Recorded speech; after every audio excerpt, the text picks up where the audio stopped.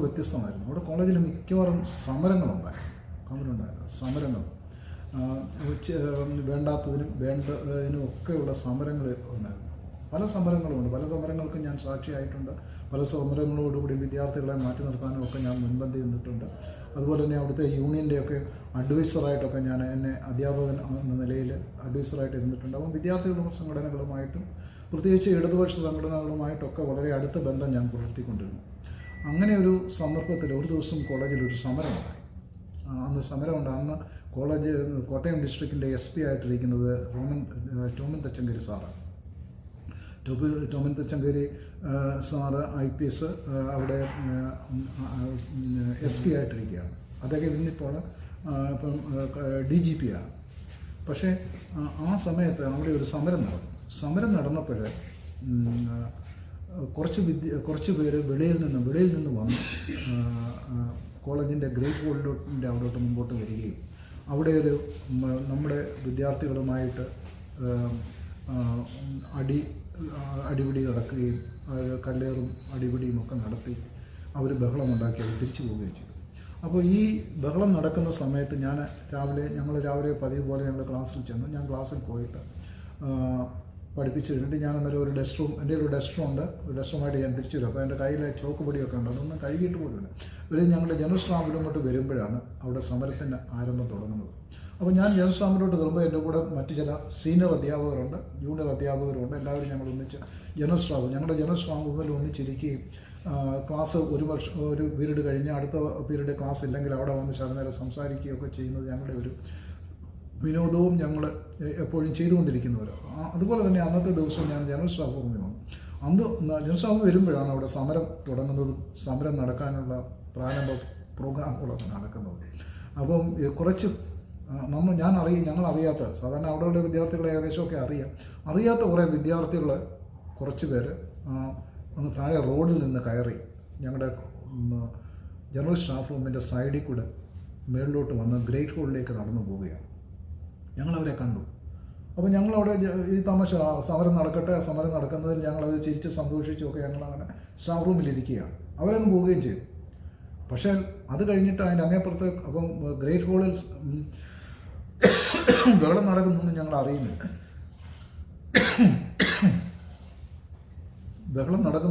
അറിയുന്നില്ല. അങ്ങനെ ആ സമയത്ത് ബഹളമൊക്കെ നടന്നു, സമരമൊക്കെ ശാന്തമായി, വിദ്യാർത്ഥികളെല്ലാം അങ്ങോട്ടും ഇങ്ങോട്ടും ഓടിപ്പോയി, പോലീസുകാരൊക്കെ വന്നു, സമരമൊക്കെ കഴിഞ്ഞു. ഒരു ദിവസം കഴിഞ്ഞപ്പം അന്ന് ആ സമരത്തിൽ പങ്കെടുത്ത ഒരു വിദ്യാർത്ഥി മരിച്ചു. കോട്ടയം മെഡിക്കൽ കോളേജിൽ അന്നത്തെ ഒരു വിദ്യാർത്ഥി അടികൊണ്ട് ഒരു വിദ്യാർത്ഥി അദ്ദേഹം താഴെ വീഴുകയും പെട്ടെന്ന് സുഹൃത്തുക്കളെല്ലാം കൂടി അദ്ദേഹം കോട്ടയം മെഡിക്കൽ കോളേജിൽ കൊണ്ടുപോവുകയും അവിടെ വെച്ച് ഒരു ദിവസം കഴിഞ്ഞ് അദ്ദേഹം മരിക്കുകയും ചെയ്തു. അപ്പോഴത്തേക്ക് സംഗതികളുടെ കേസിൻ്റെ ഭാവമൊക്കെ മാറി. അപ്പം പോലീസുകാരെ കോളേജിൽ വന്ന് ആ സംഭവങ്ങളെക്കുറിച്ച് അവർ FIR തയ്യാറാക്കുകയാണ്. FIR തയ്യാറാക്കുമ്പം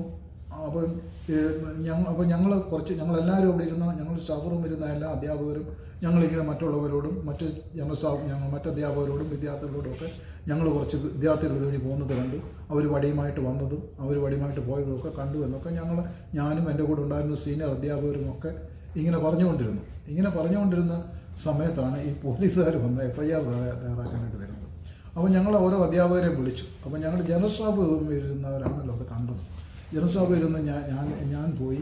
അതുപോലെ തന്നെ എന്നോടൊപ്പം ഉണ്ടായിരുന്ന സീനിയർ അധ്യാപകർ, ഇപ്പോഴും വളരെ സീനിയറായ അധ്യാപകർ, ആ ഒരു സീനിയർ അധ്യാപകർ എന്ന് പറഞ്ഞാൽ വളരെ എല്ലാവരും ബഹുമാനിക്കപ്പെടുന്നതും എല്ലാവരും അംഗീകരിക്കപ്പെട്ടതും എപ്പോഴും സത്യം മാത്രമേ പറയുന്നതൊക്കെയുള്ള ഒരു അധ്യാപകനാണ്.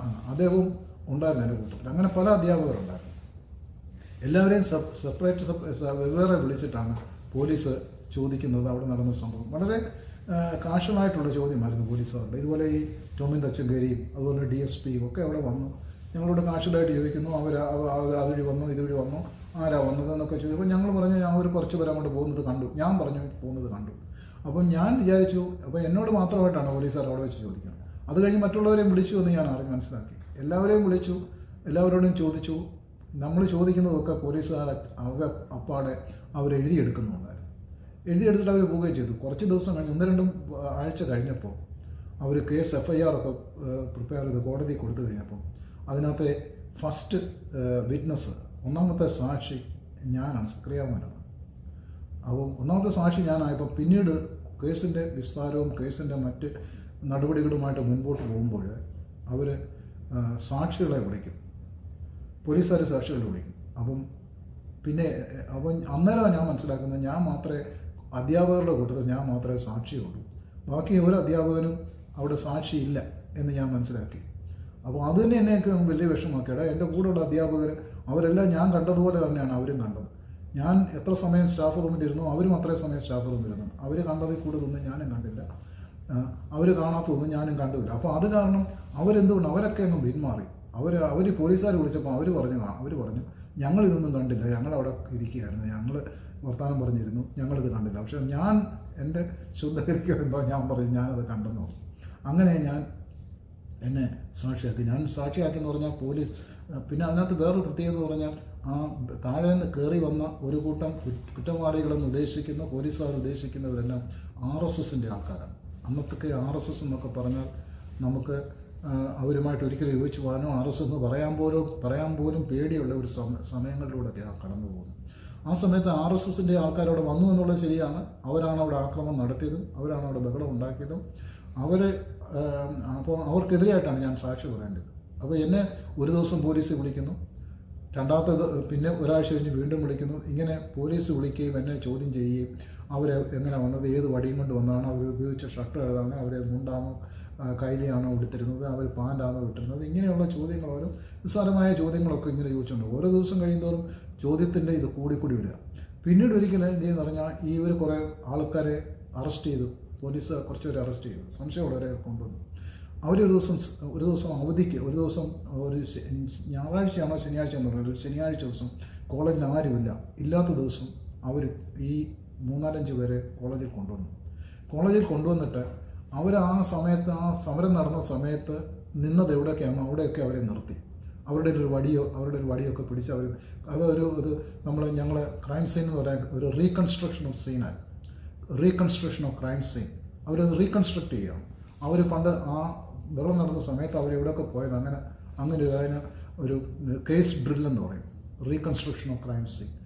അതാണ് അവർ നടത്തുക. അവർ നടത്തിയപ്പം അപ്പോൾ ഞാൻ എല്ലാ ദിവസവും പോലീസ് സ്റ്റേഷനിൽ പോവുകയും എടുക്കുകയും ചെയ്യാണ്, കോളേജിൽ പഠിപ്പിക്കുകയും ചെയ്യുന്നുണ്ട്. എന്നോട് രാവിലെ പ്രിൻസിപ്പൾ പറയും, സക്രിയാമൻ തന്നെ ഇന്ന ദിവസം ഇന്നത്ര മണിക്ക് പോലീസ് സ്റ്റേഷനിൽ ചെല്ലാനായിട്ട് അവരെന്നെ വിളിച്ച് പറഞ്ഞിട്ടുണ്ട്, താൻ ചെല്ലണമെന്ന് പറയും. എനിക്ക് ചെല്ലാതിരിക്കാൻ പറ്റത്തില്ല, ഞാൻ പോകും.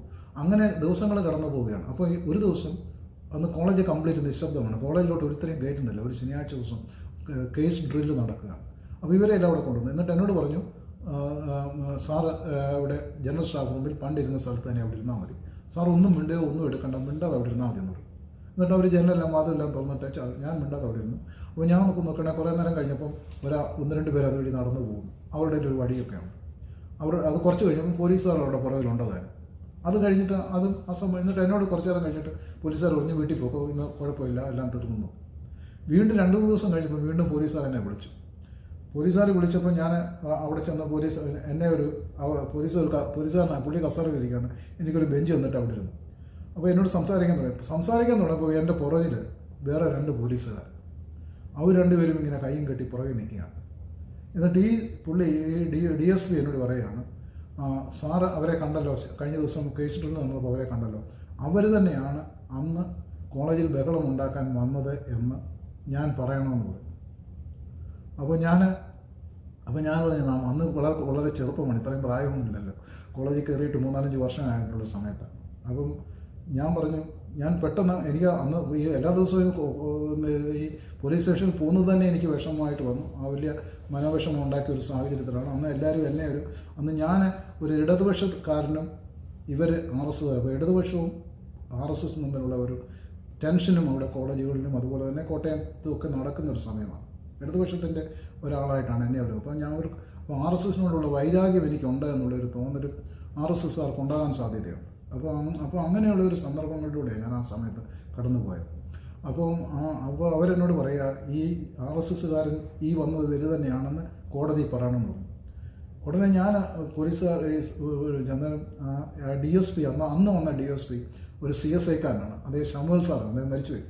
ഷമുൽ സാറാണ് അദ്ദേഹം പറഞ്ഞത്, നമ്മുടെ ബെന്നി തോമസ് അച്ഛനൊക്കെ ആ സാറിനെ നല്ലതായിട്ട് അറിയാം. അപ്പോൾ സാമുവൽ സാർ എന്നോട് ഞാൻ പറഞ്ഞു, സാറേ എന്നെ നിങ്ങൾ എല്ലാ ദിവസവും പോലീസ് സ്റ്റേഷനിൽ വിളിക്കുന്നു, ഈ ചോദ്യങ്ങൾ ചോദിക്കുന്നു, ഒരു കുറ്റവാളിയെ പോലാണ് എന്നോട് ചോദിക്കുന്നത്. ഞാൻ എൻ്റെ ജോലി, ഞാൻ കോളേജിൽ പഠിപ്പിക്കാൻ വന്നു, ഞാൻ രാവിലെ ക്ലാസ്സിൽ പോയിട്ട് തിരിച്ചു വന്നു. ആ ഡസ്റ്റർ പോലും എൻ്റെ ചോക്കിൻ്റെ പൊടി പോലും എൻ്റെ കയ്യിൽ നിന്ന് മായാതെ ഞാൻ അവിടെ വന്നിരുന്നു. കുറച്ച് സമയം ഞാൻ അവിടെ ഇരുന്നു എന്നുള്ളൊരു കുറ്റം മാത്രമേ, അതാണോ ഞാൻ ചെയ്ത കുറ്റം, നിങ്ങൾ എന്നെ ഇങ്ങനെ ചോദ്യം ചെയ്യാനും അപ്പം ഈ കോടതിയിൽ ചെന്ന് ഇന്ന ആളാണെന്ന് പറയാനും ഇത് ഈ വന്നത് ഇവർ തന്നെയാണെന്ന് പറയാനും ഒക്കെ എന്നെ ക്വസ്റ്റ്യൻ ചെയ്യുന്നത് ശരിയാണോ? ഇനിയും ഞാൻ ഇവരാണെന്ന് പറഞ്ഞു, ഇവരല്ലെങ്കിൽ എൻ്റെ ഭാഗത്ത് എനിക്കങ്ങനെ പെട്ടെന്ന് പറയാൻ പറ്റത്തില്ല. കാര്യം ഞാൻ വളരെ ചുരുക്കിയ നിമിഷങ്ങളിൽ മാത്രമേ ഞാൻ ഇവരെ കണ്ടില്ലെന്ന് ഞാൻ പറയുന്നില്ല, കണ്ടുള്ളൂ. ഇവർ തന്നെയാണ് എന്ന് പറയാനായിട്ട് എനിക്ക് ബുദ്ധിമുട്ടുണ്ട് സാർ, അതുകൊണ്ട് എന്നെ ഒഴിവാക്കണമെന്ന് പറഞ്ഞു. ഏതായാലും അന്നത്തെ ദിവസം കഴിഞ്ഞ് ഞാൻ തിരിച്ചു പോരുകയും ചെയ്തു. പിന്നെ അതിന് ശേഷം എന്നെ പോലീസ് സ്റ്റേഷനിലേക്ക് വിളിച്ചിട്ടില്ല, എന്നെ ആ സാക്ഷിസ്ഥാനത്ത് നിന്ന് മാറ്റുകയും ചെയ്തു. പക്ഷേ എന്നെ അത് ഒത്തിരിയേറെ വിഷമിച്ചു. അത് ഇന്നലെ പോലെ ഞാൻ ഇന്നും അത് ഓർത്തിരിക്കുക. അതുകൊണ്ടാണ് ടോമൻ തച്ചങ്കരി IPS നമ്മുടെ പള്ളിയിൽ വന്നപ്പം ഞാൻ അദ്ദേഹവുമായിട്ട് ഇത് ഷെയർ ചെയ്തു. എനിക്കുണ്ടായ അനുഭവങ്ങൾ അദ്ദേഹമായിട്ട് ഷെയർ ചെയ്തു. അദ്ദേഹമൊക്കെ എല്ലാം ചിരിച്ചുകൊണ്ട് സാറ് പറഞ്ഞതെല്ലാം ശരിയാണ്, പക്ഷേ ഞങ്ങളെ സംബന്ധിച്ചിടത്തോളം കേസ് തെളിയിക്കുക എന്നാണ് ഞങ്ങളുടെ ഉത്തരവാദിത്തം. അതിനുവേണ്ടി ഞങ്ങളെ ശ്രമം നടത്തുന്നത്, അല്ല ആരെയും അത് കൾപ്രിറ്റ് ആക്കാനോ ആരെയും കുറ്റം വിധിക്കാനോ ഒന്നുമല്ല എന്ന് പറഞ്ഞ് പുള്ളി അത് എന്നെ ഒരു സമാധാനപ്പെടുത്തുന്ന രീതിയിൽ വീണ്ടും അവന് പറയുന്നുണ്ട്. പക്ഷേ ഞാൻ പറഞ്ഞപ്പോൾ പുള്ളിക്ക് മനസ്സിലായി അതിൻ്റെ ഗൗരവം. ഇന്നും അതേ ഗൗരവത്തിലൂടെ ഞാനത് പറഞ്ഞുകൊണ്ടിരുന്നത്. എനിക്കുണ്ടായ വിഷമം അതോടുകൂടി പറഞ്ഞു. അപ്പോൾ എൻ്റെ മുഖത്ത് ഒന്ന് അദ്ദേഹത്തിന് അത് വ്യക്തമായി, ടോമൻ തച്ചങ്കരി സാറിന്. അപ്പോൾ അത് വളരെ ഒരു നല്ല അനുഭവമായിട്ട് ഞാനിപ്പോഴും ഓർത്തിരിക്കുന്നു. അതെന്നെ വിഷമിപ്പിച്ചെന്താണെന്ന് ചോദിച്ചാൽ എൻ്റെ സീനിയർ അധ്യാപകരാരും എൻ്റെ കൂടെ നിന്നില്ല എന്നുള്ളതാണ്. അവർക്കും കൂടെ അവരെല്ലാം മാറിക്കളഞ്ഞു. അവർ കുറച്ചുകൂടെ ലോകപരിചയമുള്ളവരായിരുന്നു. നമുക്ക് ഈ ലോകത്ത് ജീവിക്കാനായിട്ട് ഇങ്ങനെയൊക്കെ ചില കള്ളങ്ങൾ ചിലപ്പോഴൊക്കെ പറഞ്ഞെങ്കിലേ പറ്റൂ എന്നുള്ള എന്ന ഒരു രീതി പക്ഷേ അതാണ് അന്ന് നടന്നത്. അത് വലിയൊരു സംഭവമായിട്ട് ഞാൻ ഇപ്പോഴും ഓർക്കുന്നു സെയിൻസ് കോളേജിലെ ജീവിതത്തിൽ.